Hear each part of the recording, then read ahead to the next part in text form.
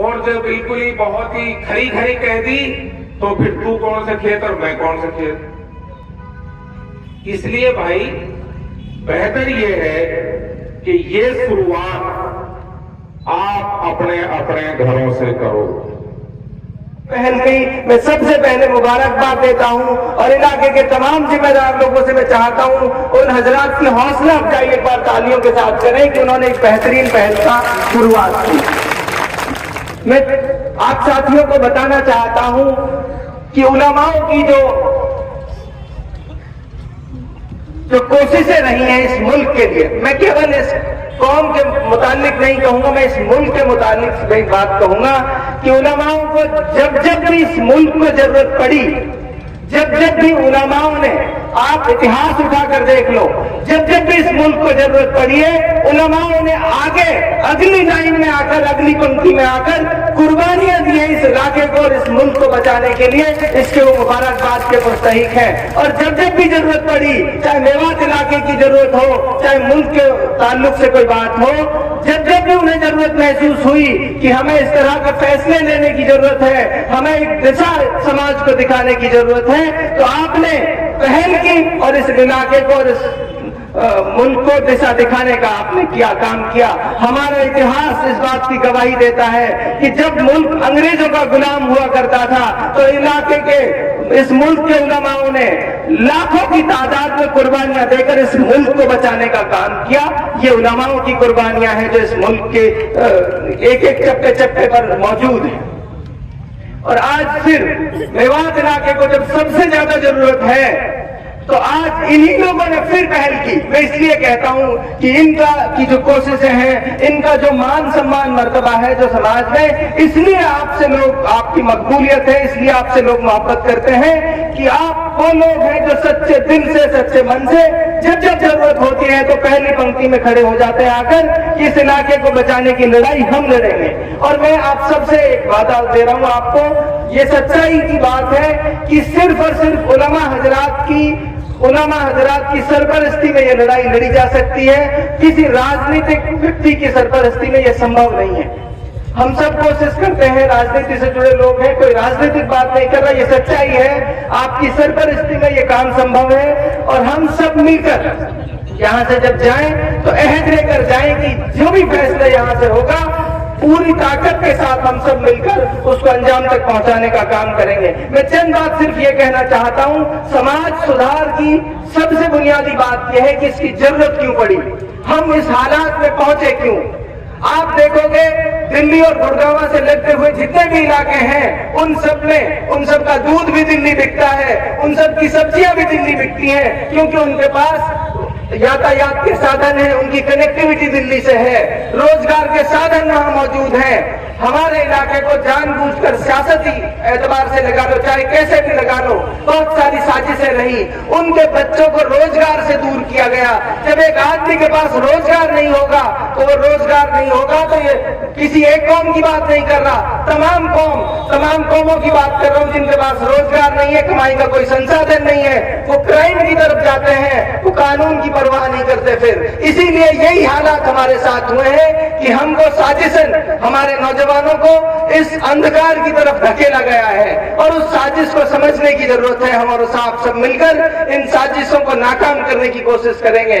और साथियों एक बात और कह रहा हूं आपसे, इस मुल्क पर कुछ फितना परस्त ताकतों की फिर नजर है। वो फितना परस्त ताकतें इस मुल्क को कमजोर करने का काम कर रही हैं। और गांधी जी जब मेवात आए थे तो उन्होंने ये कहा था कि मुसलमान, मेवात इलाका रीढ़ की हड्डी है हिंदुस्तान की, वो देश जिसको पूरी दुनिया मानती है, पूरी दुनिया जिस व्यक्ति का सम्मान करती है, उस व्यक्ति ने मेवात को अगर ये कहा कि वो रीढ़ की हड्डी है तो शायद आप उलमा हजरात की कुर्बानियों की बुनियाद पर उसने कहा कि जब भी देश को, जब भी इलाके को जरूरत पड़ेगी तो ये वो लोग हैं जो इस देश को बचाने का काम करेंगे। साथियों बहुत जिम्मेदारी के साथ आपसे कह रहा हूं, बहुत गंभीरता से सोचने की जरूरत है। न केवल मेवात को बचाने की जरूरत है बल्कि इस मुल्क को भी बचाने की जरूरत है। मेवात वो इलाका है जो पूरी दुनिया में इसलिए जाना जाता है कि यहाँ सभी धर्म मजहब के लोग मोहब्बत से रहते आए हैं और मोहब्बत से रहते रहेंगे। मैं चंद बात अपनी खत्म कर रहा हूं। जैसा मंत्री जी ने कहा और तमाम पहले के स्पीकर्स ने कहा कि शिक्षा के माध्यम से तब्दीली आ सकती है समाज में। मैं आपसे हाथ जोड़कर कह रहा हूं कि तमाम और चीजें साथ साथ चलेंगी। आप अपने बच्चों को पढ़ाने का काम करिए, आप अपने बच्चों के साथ साथ अपने पड़ोसी के, अपने गांव के, उन तमाम बातों पे चर्चाएं शुरू करिए। हमारे समाज में बहुत अफसोस के साथ कह रहा हूं, तमाम चर्चाएं तो हैं कि उसके बेटे ने उसके बेटे का ब्याह पीट दिया, फला के बेटे ने फला की से बड़ी गाड़ी ले ली, लेकिन इस बात की चर्चा नहीं है कि मेरा बेटा कहां पढ़ रहा है, उसका बेटा कहां पढ़ रहा है। जिस बात की चर्चा समाज में होती है उस तरफ ही समाज का जहन बनने लग जाता है। आप हजरात से हाथ जोड़ के गुजारिश कर रहा हूं, समाज में चर्चाएं शुरू करिए, समाज में बातचीत शुरू करिए कि शिक्षा के माध्यम से तब्दीली आ सकती है। अल्लाह के नबी ने भी कहा कि शिक्षा के लिए चीन तक भी जाना पड़े तो चीन तक भी जाइए। एक अकेली कौम, एक अकेला मजहब ऐसा है इस्लाम, जिसके पैगंबर ने यह कहा कि मां की कोख से लेकर और कब्र के गड्ढे तक आप इल्म हासिल करो।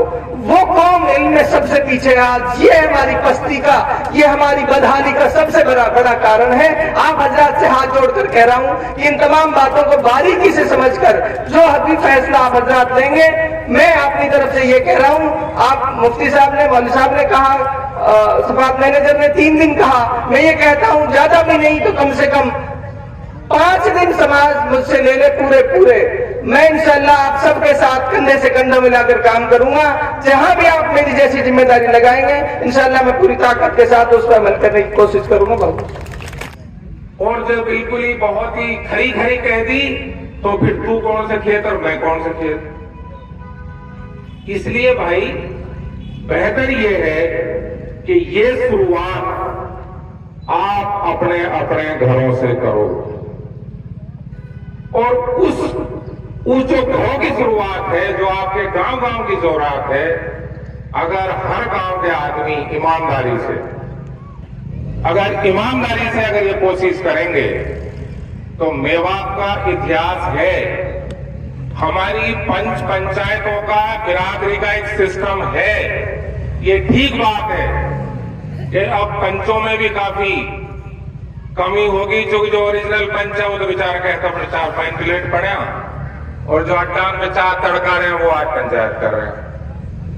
तो इसलिए जो फैसले हैं उनमें भी लोगों की नजर ऐसी लगती है कि भाई यार सही ना करो, ये तो यार गड़बड़ कर दियो। लेकिन एक बात तो आप तय समझ लो, पंचायत खूब हुइयां होती रही हैं। इससे पहले भी हमने कोशिश करी थी कि भाई यह इलाका में गांव कैसे बंद कर दो, बिल्कुल नामानी का ही नहीं दी। और साइबर की, OLX की जो कमियां, जहां जो जिम्मेदार आदमी आवे सबन चुके हुए बहुत होगी। अब इंतहा है, अब हिमाचल से यहाँ रोक दो, अगर यहाँ ना रोकोगे तो बहुत खराब टाइम देखोगे तुम। लेकिन ज्यादा आदमी ने ध्यान ना दियो, इसलिए ये तो सबसे बड़ी बुराई मेवात में, हाँ, जो मेवन के डायरेक्ट चिपकी पड़ियां, और खास तौर से राजस्थान को मेवन के, वो है गऊ कसी और साइबर। और इन दोनों की रोक अगर हम गांव गेले अपनी ईमानदाराना कोशिश करेंगे सब मिलके तो बात पड़ जाएगी। नहीं तो तुम रोज पंचायत जोड़ो और रोज चले जाओगे। अब इन पंचायतों को भी ऐसा हो जाएगा हाल कि दुनिया लोग रहेंगे रोज पंचायत जुड़ा का हाल तक। इसलिए जो भी कोई चाहे एक ही बात को फैसला करके जाओ, चाहे एक ही पॉइंट सॉन्ग की जरूरत ना है, लेकिन वहां ऐसे करके जाओ कि जो पार पड़े और वहां को पीछे करो जाए। अस्सलाम वालेकुम, जय जय।